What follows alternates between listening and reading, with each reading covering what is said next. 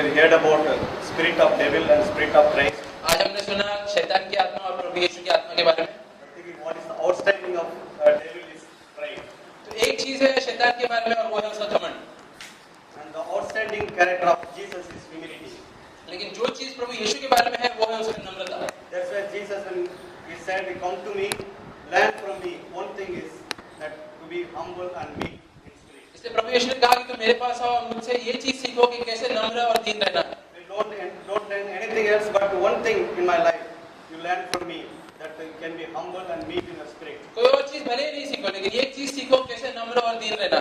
Because we know that when we become humble like him and meek like him, that's why we are able to overcome as he overcome the world, as he overcome the devil, as he overcome the sin. क्योंकि वो जानता है कि जिस तरीके से उसने शैतान के ऊपर और दुनिया के ऊपर विजय पाया, अगर हम लोग भी खुद को नम्र करेंगे, दीन करेंगे, हम भी उसी तरह से दुनिया के ऊपर और शैतान के ऊपर विजय पा सकते हैं।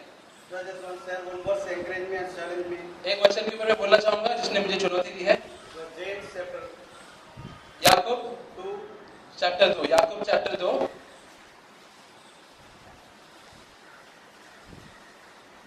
verse 5. वाक्य 5। हे मेरे प्रिय भाइयों, सुनो, क्या परमेश्वर ने इस जगत के कमजोरों को नहीं चुना, विश्वास में धनी और राज्य के अधिकारी हो, जिसकी प्रतिज्ञा उसने उनसे की है जो उससे प्रेम रखते हैं। So according to this verse, God has called the poor of the world to be rich in faith. यहाँ पे लिखा है कि प्रभु ने इस दुनिया के जितने भी गरीब लोग हैं उन्हें बुलाया है ताकि वो विश्वास में अमीर हो सके। I was thinking and meditating about this word, मैं इस चीज के ऊपर सोच रहा था and I know God loves the poor. और मैं जानता हूँ कि परमेश्वर गरीबों से प्रेम करता है। He definitely cares for the poor. वो उनके लिए उनका ख्याल रखता है। He understands the pain and suffering of the poor. उनकी परेशानी और उनका दर्द वो समझता है। That's why when he chose to come to the world, he chose to be poor in this year, इसलिए जब वो खुद इस दुनिया में आया वो एक गरीब के जैसा आया so that he can understand the suffering, pain the poor people in this year will go through. ताकि इस दुनिया के जो गरीब हैं वो जो भी दर्द और परेशानियों से गुजरते हैं वो भी उसके द्वारा जाए उसे समझ पाए। But your word says he has called the poor not to be rich in this world here, लेकिन यहाँ पे लिखा है कि उसने गरीबों को इस दुनिया में अमीर होने के लिए नहीं बुलाया, to be rich in faith. लेकिन उसके विश्वास में अमीर होने के लिए बुलाया। That's what I was thinking about. और इसके बारे में सोच रहा था What is being rich in faith? विश्वास में अमीर होने का मतलब क्या है। So we hear so many gospels that in the prosperity gospel, आजकल हम लोग इतने सारे अलग अलग समाचार सुनते हैं जो सुसमाचार के नाम पे आते हैं। even I have heard such gospel. मैंने भी ऐसे अलग अलग सुसमाचार के में सुना है। There was time that I was used to get encouraged. एक समय था जब मैं ये सब चीजों से मुझे प्रोत्साहन मिलता था। When you come to Christ, when you believe in Jesus Christ, God will bless you richly. He will make you, will take care of all your need. You will have a great and good, better life. ये सुसमाचार ऐसा कहता है कि अगर तुम प्रभु यीशु के पास आते हो और उसमें विश्वास करते हो तो वो तुम्हें आशीष देगा और इस दुनिया में तुम बहुत ही बड़े व्यक्ति बनोगे। You will not have much sickness and disease, and you will have all the good thing in this year. कोई बीमारी कभी भी तुम्हारे पास नहीं आएगी, दुनिया का हर एक अच्छा चीज तुम्हारे पास आएगा। But the truth is, Jesus has not come to do that. लेकिन सच्चाई ये है कि प्रभु यीशु ये सब चीजों के लिए नहीं आया था इस दुनिया He में। has called the poor of the world to be rich in faith only. उसने इस दुनिया के गरीबों को इसलिए बुलाया है ताकि वो लोग विश्वास में अमीर हो सके। So that's why I was thinking that if that is the case, that you would have made all the poor rich by now. क्योंकि मैं सोच रहा था अगर वो जो दूसरा सुसमाचार अगर वो सच होता तो अभी तक उसने जितने भी गरीब थे उन सबको अगर उसने अमीर बना चुका रहता था। But here the word talks about rich, poor in spirit. लेकिन यहाँ पे वन स्पिरिट Yeah. तो लेकिन यहाँ पे आत्मिक तौर पे गरीब होने के बारे में लिखा है। That we can understand through Jesus' mouth in the book of Matthew chapter 5 verse 3. तो मत्ती के पुस्तक में हम लोग ये चीज को समझ सकते हैं। You can read Matthew chapter 5 verse 3. मत्ती चैप्टर 5 वाक्य 3, मत्ती चैप्टर 5 वाक्य 3।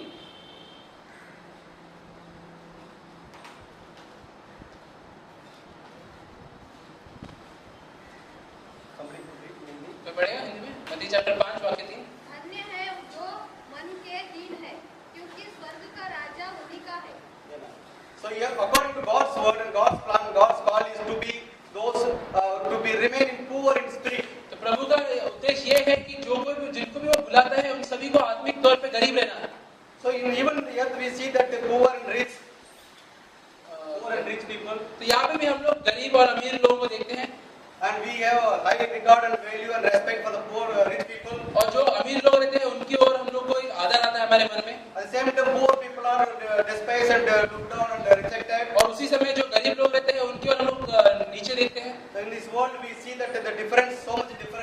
तो हम लोग देखते हैं दुनिया में और प्रभु के जो समाचार है उसका अंतर कितना है। But God in heaven does not see the difference. लेकिन परमेश्वर जो स्वर्ग में बैठता है वो गरीब और अमीरों के बीच कोई अंतर नहीं करता। He is not seeing as we see in the world the people. वो हम दुनिया के लोग हैं जैसे वो नहीं देखता।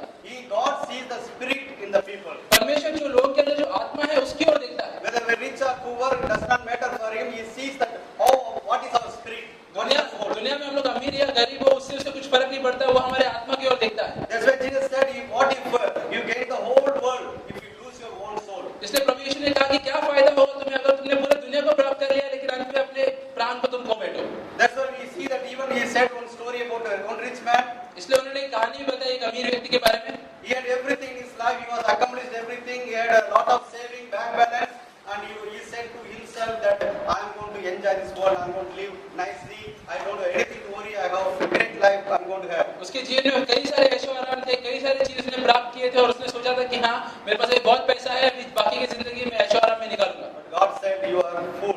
लेकिन प्रभु ने उसे कहा कि तुम मूर्ख हो। What if you are taken away from this world? क्या होगा अगर तुम आज के आज आपसे निकल जाओगे दुनिया Where से? you will go? कहाँ पर जाओगे तुम? Where these things will go? ये सारे चीज कहाँ पर जाएंगे? So that's what he said. You are not rich towards God. इसलिए उसने वहाँ पे प्रभु यीशु ने कहा कि ये परमेश्वर की और अमीर नहीं था। That's why God has called of the poor of this world, इसलिए प्रभु ने इस दुनिया के सारे गरीबों को बुलाया है, those poor in spirit, जो लोग अपने आत्मा में गरीब हैं, to be rich in faith, ताकि वो लोग विश्वास में अमीर हो सके। having faith in God's promises, प्रभु के वादाओं में वो लोग विश्वास रख सके, having faith in God's love, प्रभु के प्रेम में विश्वास रख सके, having faith in God's forgiveness, प्रभु के माफी में विश्वास रख सके, having faith in God's mercy and grace, प्रभु के रहमदिलता और उसके अनुग्रह में विश्वास रख सके, having faith that I could overcome. ये विश्वास रख सके कि हम लोग विजय पा सकते हैं। But this faith comes only when we are poor in spirit. लेकिन ये विश्वास तभी आएगा जब हम लोग अपने आत्मा में गरीब हों। How I know I am poor in spirit? कैसे मालूम पड़ेगा कि मैं आत्मिक तौर पे गरीब हूँ? So that's what we see that Jesus said in John chapter 15 verse 5, वहाँ पे हम लोग देखते हैं यूहन्ना चैप्टर 15 वाक्य 5 में, I am the vine, मैं पौधा हूँ, you are the branches, तुम मेरे ढाल हो, you can't do anything without me. मेरे बिना तुम कुछ भी नहीं कर सकते, You can do nothing without me. मेरे बिना तुम कुछ भी नहीं कर सकते। Reaching that stage and knowing that without Christ I cannot do anything. तो ये हमें हमेशा याद रखना है कि प्रभु यीशु के बिना मैं कुछ नहीं कर सकता। The same way, I can do all the things through Christ Jesus who strengthened me. और उसी तरीके से मैं हर एक वो चीज कर सकता हूँ प्रभु यीशु के द्वारा जो मुझे ताकत देता है। That's what faith means. इसका मतलब होता है विश्वास। So when we say that I cannot do anything without Christ, तो जब हम लोग ये विश्वास से कह सकते हैं कि प्रभु यीशु के बिना मैं कुछ नहीं कर I सकता, cannot do anything without God's power, उसकी शक्ति के बिना मैं कुछ नहीं कर सकता, I cannot do anything without Holy Spirit. पवित्र आत्मा के बिना मैं कुछ नहीं कर सकता, When we have that understanding, तो जब ये समझ हमारे पास होता है, when we learn to depend on Him, जब हम लोग उसके ऊपर निर्भर रहना सीखते हैं, when we remain in His life, जब हम लोग उसके जीवन के अंदर बनाए रहते हैं, that's where God wants me to be poor in spirit. इसलिए परमेश्वर चाहता है कि मैं हमेशा अपने आत्मा में गरीब रहूं।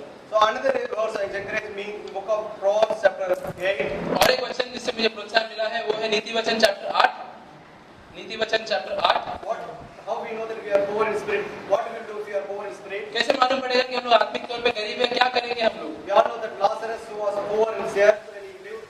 हम लोग सब लोग लाजरस के बारे में जानते हैं कि वो गरीब था जब वो इस दुनिया में रहता था। He was poor and beggar. He was disease.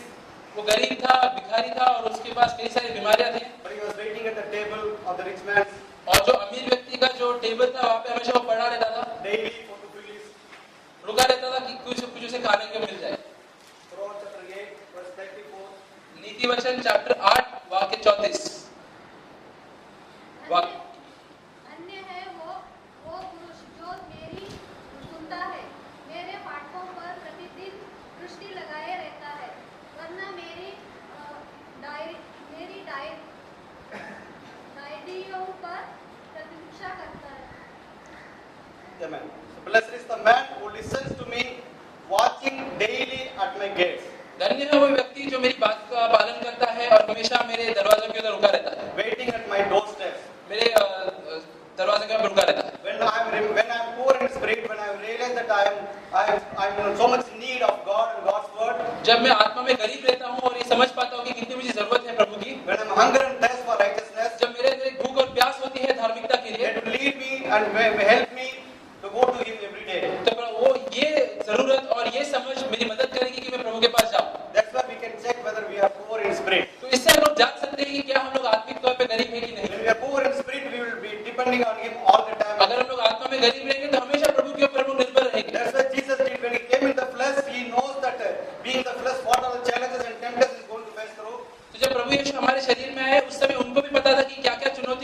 रहेंगी। He was depending on God for every day. इसलिए हर रोज वो प्रभु के ऊपर निर्भर होते थे। We can read about him in book of Isaiah chapter 50.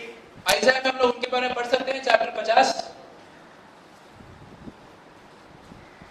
आइज़ाया chapter 50 verse 4 वाक्य 4 and 5. और 5, 4 और 5।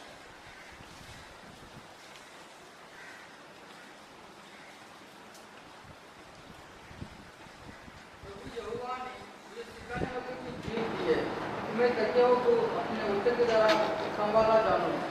बोर को नित्य मुझे जगाता है और मेरे कान को खोलता है कि मैं किसी के समान सुनूं। Once speak. प्रभु यहोवा ने मेरा कान खोला है और मैंने विरोध ना किया, ना पीछे हटा। Amen.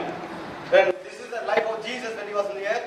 ये प्रभु यीशु का जीवन जब वो इस दुनिया में थे, Said he awakens me, my ear to listen as a disciple daily in the morning. वो कहते हैं कि एक चेलक के कान, एक चेलक के समान मेरे कान को वो जगाता है ताकि मैं उसके शब्दों को सुन सकूं। When I hear, I was not obedient, disobedient. जब मैं उसके शब्दों को सुनता हूं तब मैं उसके आगे का पालन भी कर सकता हूं। Jesus came in the flesh, he was depending on God, and that's why he could say, man does not live with the bread alone, but the every word comes out of the mouth of God. जब प्रभु यीशु शरीर में आए थे उस समय हमेशा वो प्रभु के ऊपर निर्भर होते थे, इसलिए वो कहते थे कि एक व्यक्ति सिर्फ खाने के ऊपर जीवित नहीं होता है, लेकिन परमेश्वर के हर एक शब्द के ऊपर जीवित होता He है। was depending on God so much so that he could live by him. क्योंकि वो परमेश्वर के ऊपर पूरी तरीके से निर्भर होते थे, इसलिए वो इस तरीके का जीवन जी पाए। That's the example we see in Jesus. और ये उदाहरण हम प्रभु यीशु में देखते हैं What is being poor in spirit, कि आत्मा में गरीब होने का मतलब क्या है, being humble in our life, जीवन में नम्र होने का मतलब क्या है, willing to follow Jesus Christ and his footsteps, ताकि हम लोग प्रभु यीशु का पीछा कर सके उनके पच्चीनों के अनुसार, learning from him, उससे सीखते हुए, hearing his word every day, उसकी शब्दों सुनते हुए and willing to obey everything whatever he says. और हमेशा तैयार कि उसका हर एक आगे का पालन करने के That's the only way I can overcome the world. और यही एक तरीका है जिसके द्वारा मैं दुनिया के ऊपर विजय पा I सकता can हूँ, overcome the Satan. शैतान के ऊपर विजय पा सकता I can overcome sin. हूँ, पाप के ऊपर विजय पा सकता हूँ। That's the reason God has called me. और यही कारण की वजह से प्रभु ने मुझे बुलाया है, Not to be rich in this earth, इसलिए नहीं कि मैं इस दुनिया में अमीर हो सकूं, to be rich in God's kingdom. लेकिन इसलिए कि मैं उसके राज्य में अमीर हो सकूं, To be rich towards God's word. कि मैं प्रभु के काम की ओर अमीर हो सकूं। And so one more verse, First Peter पहला पत्रस chapter 5. चैप्टर 5, पहला पत्रस chapter 5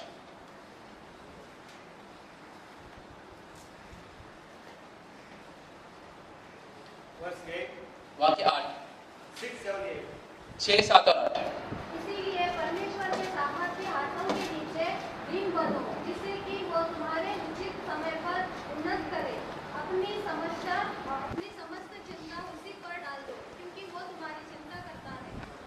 So these are the words that encouraged me since the time I became Christian, तो जब से मैं मसीह जीवन में आया उस समय से ये सारे वचनों ने मुझे प्रोत्साहन दिया है, challenging me मुझे चुनौती भी दी है to remain in humble कि मैं हमेशा नम्र रहूं, towards each other, दूसरों की ओर, towards the leader, जो मेरे अगुआ है उसकी ओर, towards the elder, एल्डरों की ओर, so that I can be humble and I can learn. When I become proud, God opposes. ताकि मैं नम्र रह सकूं, क्योंकि अगर मैं घमंडी हो जाऊंगा तो प्रभु मेरे विरोध हो जाएगा, I will not get grace from him. उससे मुझे अनुग्रह नहीं मिलेगी। Only by way of becoming humble, I can receive the grace from him. सिर्फ नम्र होने के द्वारा ही मैं उससे अनुग्रह पा सकता हूँ। That's the reason, therefore, humble yourself. I got to humble myself each day. इसलिए हमें लिखा है कि हमेशा खुद को नम्र बनाओ, मुझे भी खुद को हमेशा नम्र बनाना By है। nature, I am proud. I am from Adamic nature. स्वभाव ही तो मैं हमेशा घमंडी रहूंगा। That's why Jesus said, learn from me each day. इसलिए प्रभु यीशु कहता है कि मुझसे सीखो हर रोज। Every day in my life, I have to keep learning one thing, that I have to be humble myself. हर रोज मुझे ये चीज सीखना ही है कि मुझे खुद को नम्र बनाना है, So that he can exalt, he can use, he can bless me. ताकि वो मुझे ऊपर उठा सके और मुझे आशीषित कर सके। And verse 8 says, be of sober in spirit. और वाक्य 8 कहता है कि हमेशा सतर्क रहो अपने आत्मा में। When I am humble in spirit, जब मैं नम्र रहूंगा when I am alert, तभी मैं सतर्क भी रहूंगा। I know that they say they will cross around like a roaring lion. मैं जानता हूँ कि शैतान एक गरजते हुए शेर के जैसे घूमता रहता है। He talks about devil being released like roaring lion, वो एक गरजते हुए शेर के जैसा है ऐसा लिखा है, but he is not real roaring lion. लेकिन सच्चाई में वो एक गरजते हुए शेर जैसा नहीं है। When we are humble in spirit, जब हम लोग एक नम्र आत्मा के साथ रहेंगे God will sow and help us to know the truth, तो परमेश्वर हमारी मदद करेगा कि हम लोग सच्चाई जान पाए about this truth, उसके बारे में, about the truth about devil. शैतान का जो सच्चाई है उसके बारे में, He is not lion. कि वो सच में शेर नहीं है, He is a right like roaring lion. वो एक शेर के जैसा है। Real lion is written in the book of Revelation chapter 5 that he is a lion of Judah. लेकिन जो सच्चा जो शेर है वो रेवलेशन की पुस्तक में लिखा है, वो है प्रभु यीशु So I don't believe in him, his lies. तो इसलिए मुझे शैतान के झूठ के ऊपर विश्वास नहीं करना I है, don't fear about him. मुझे उससे नहीं डरना है। He may be roaring like, भले वो गरजता रहेगा, but if I know the truth, लेकिन अगर मुझे सच्चाई के बारे में he पता is है being judged in the cross. कि वो क्रूस के ऊपर उसका न्याय हो चुका है, He is being defeated by Jesus Christ. प्रभु यीशु ने उसका अंत कर उसको हरा दिया था क्रूस पे, He is being broken. He is powerless. उसके पास कोई शक्ति नहीं है, He cannot do anything to me. तो मेरी और कुछ भी नहीं कर सकता। And even I am humble in spirit, और तो अगर मैं नम्र रहूंगा अपने आत्मा में, when I hear His word daily, जब मैं प्रभु के शब्दों को रोज सुनूंगा, and God will increase my faith, तो प्रभु मेरे विश्वास को बढ़ाएगा and you will know the truth. और मुझे सच्चाई बताएगा, That truth will set me free from all the fears from devil. और वो सच्चाई से मुझे सारे डरों से मुक्ति मिल जाएगी, That's where I will be able to overcome. और उसके द्वारा फिर मैं विजय पा सकता हूँ। God has called me and each one of us प्रभु ने मुझे और हम सभी को बुलाया है to be poor in spirit, कि हम लोग अपने आत्मा में गरीब रहे, rich in faith, विश्वास में अमीर रहे, so that we will know all the truth which God has for us. तो हम लोग वो सारी सच्चाई को जान पाए जो प्रभु चाहता है हम जाने, We will be able to be a overcomer in this world. और हम लोग इस दुनिया में एक विजेता हो सके।